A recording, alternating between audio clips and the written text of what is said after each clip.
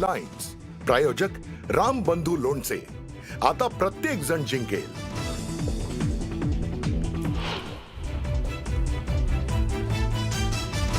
अजित पवार आणि अमोल कोल्हेंमध्ये सुमारे अर्धा तास चर्चा. अजित पवारांच्या जिजाई निवासस्थानी दोघांमध्ये खलबत. अचानक झालेल्या बैठकीमुळे राजकीय वर्तुळात चर्चांना उधाण.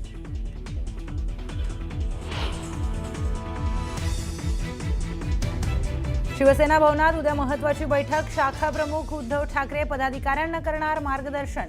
उद्या शिवसेना भवनामध्ये सकाळी 11 वाजता बैठक.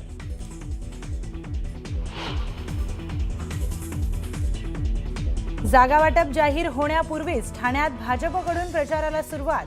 ठाण्यात 16 ठिकाणी भाजपची बॅनरबाजी. नमो भारत नमो ठाणे शीर्षकाखाली लावण्यात आलेल्या बॅनर्सची चर्चा.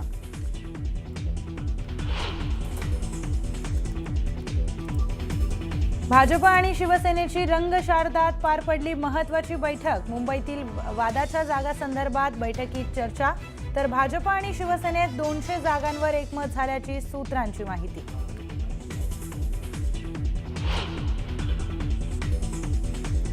मुख्यमंत्री देवेंद्र फडणवीस आज आणि उद्या नागपुरात. मुंबई महापालिकेसाठी महायुतीचं जागा वाटप 2 दिवस लांबणीवर पडण्याची शक्यता.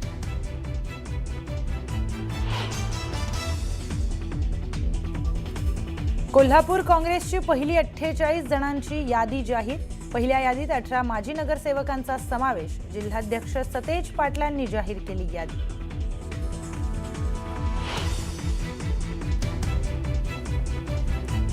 ठाणे आणि केडीएमसीतील युती संदर्भात भाजप आणि शिवसेनेची पहाटे 4 पर्यंत खलबत. जागा वाटपावरून बैठकीत जोरदार रस्सीखेच झाल्याची माहिती.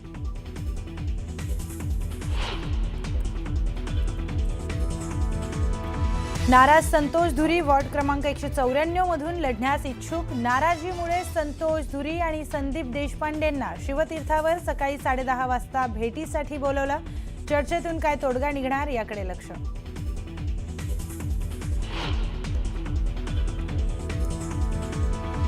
आणि खोपोलीतील नगरसेविका मानसी काळोखेंच्या पतीच्या हत्येनंतर तणावाची परिस्थिती. राष्ट्रवादीचे जिल्हाध्यक्ष सुधाकर घारेंवर हत्येप्रकरणी आरोप. मात्र घारेंनी आरोप फेटाळले.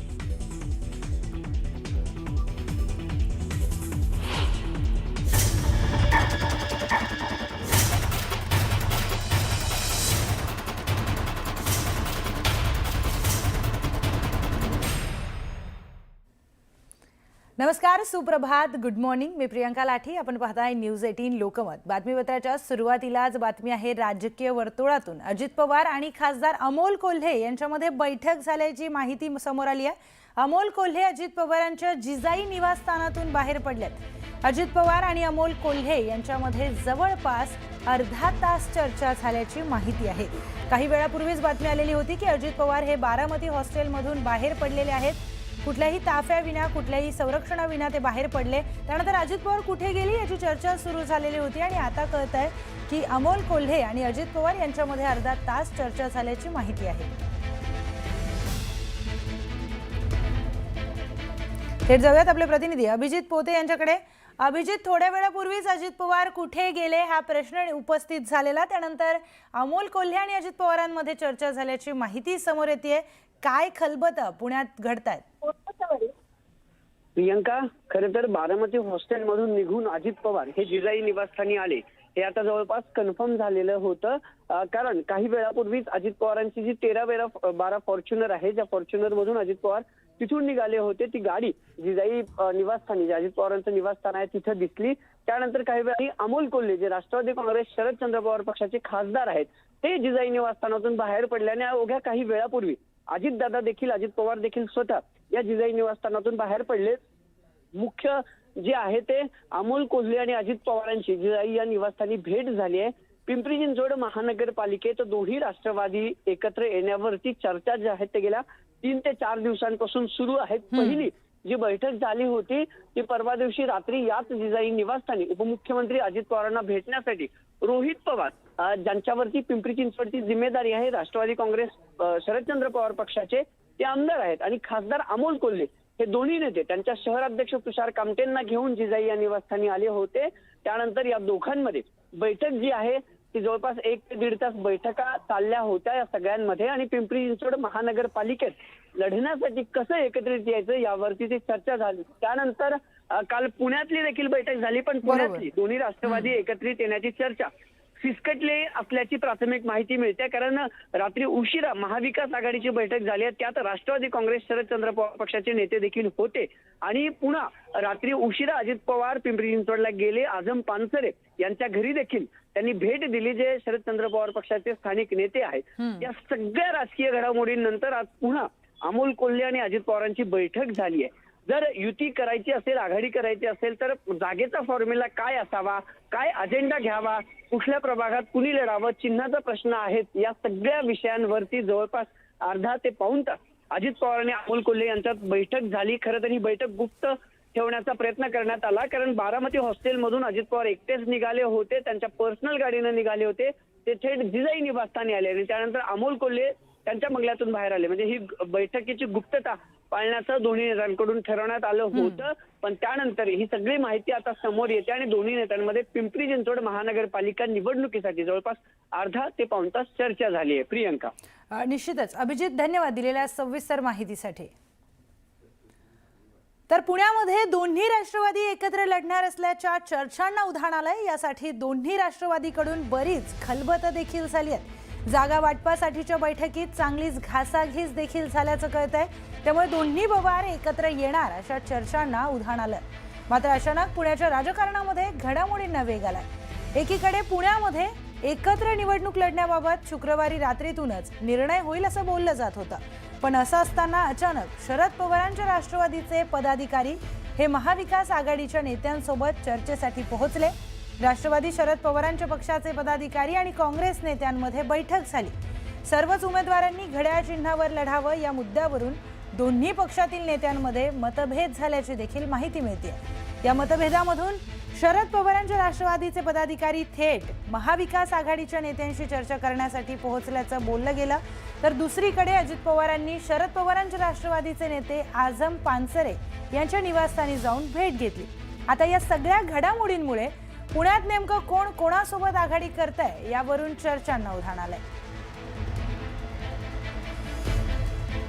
दरम्यान पुण्यात काय घडतंय एक नजर आपण टाकूयात. सगळ्यात आधी अजित पवार आणि शरद पवारांच्या राष्ट्रवादीची चर्चा ही सुरू झालेली होती. त्यानंतर अचानक शरद पवारांच्या राष्ट्रवादीचे नेते हे महाविकास आघाडीच्या नेत्यांशी चर्चेसाठी पोहोचले. त्या दरम्यानच अजित पवारांनी शरद पवारांच्या राष्ट्रवादीचे नेते आझम पानसरे यांच्या निवासस्थानी जाऊन त्यांची भेट घेतली. त्यामुळे पुण्यात कोण कोणाशी आघाडी करणार असा प्रश्न आता राजकीय वर्तुळामध्ये फिरतोय.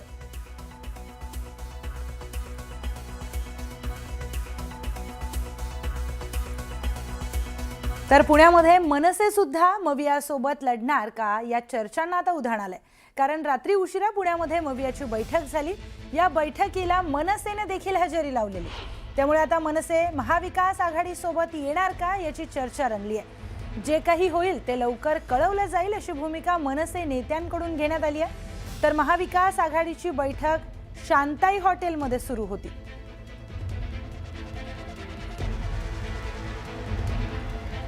तर पुढची महत्त्वाची बातमी समोर येते. प्रशांत जगतापांच्या उमेदवारीला कोंडी करण्याचा प्रयत्न केला जातोय का? जगताप लढवत असलेल्या 2 जागांची मागणी एनसीपी कडून करण्यात येते का असा देखील प्रश्न उपस्थित होतोय. अंतिम निर्णय सुप्रिया सुळे घेणार असल्याची एक माहिती समोर येते.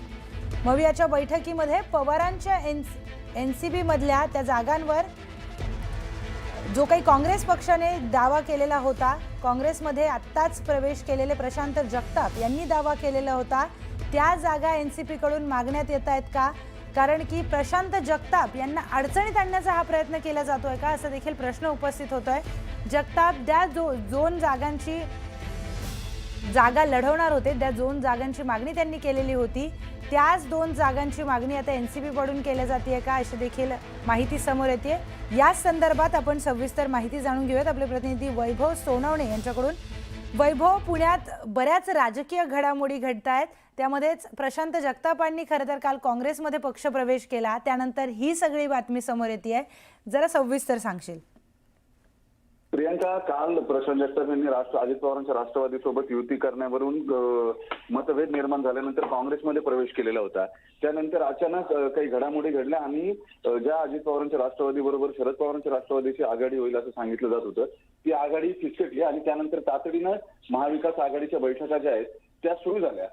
त्याच्यामुळे प्रशांत जगताप जी जागा वाटपाची बैठक झाली त्या जागा वाटपाच्या बैठकीमध्ये राष्ट्रवादी शरद पवार पक्षानं प्रशांत जगताप ज्या राष्ट्रवादीतून नगरसेवक झालेले होते त्या दोन्ही जागा त्यांचे नगरसेवक असल्या कारणानं नैसर्गिक न्यायाने या जागा ज्या आहेत त्या राष्ट्रवादीला मिळाव्यात अशी मागणी केली.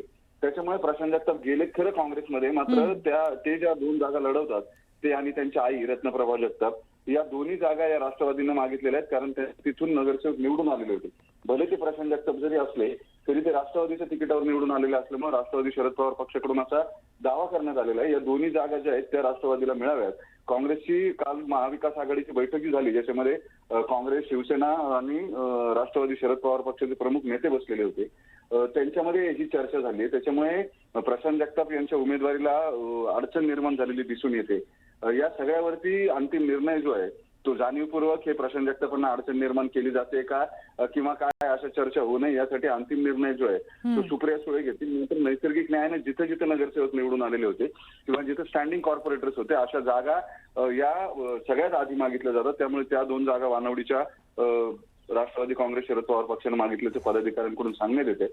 अंतिम निर्णय त्यावर सुप्रिया सुळे घेतील असंही सांगितलं जाते. मात्र सासू नको म्हणून वाटणी केली आणि पुन्हा सासूच वाटणीला आली अशा अगदी वैभव, तसंच काहीच चित्र आता पुण्यामध्ये दिसून येत आहे. पुण्यात बऱ्याच घडामोडी घडतात वैभव, वेळोवेळी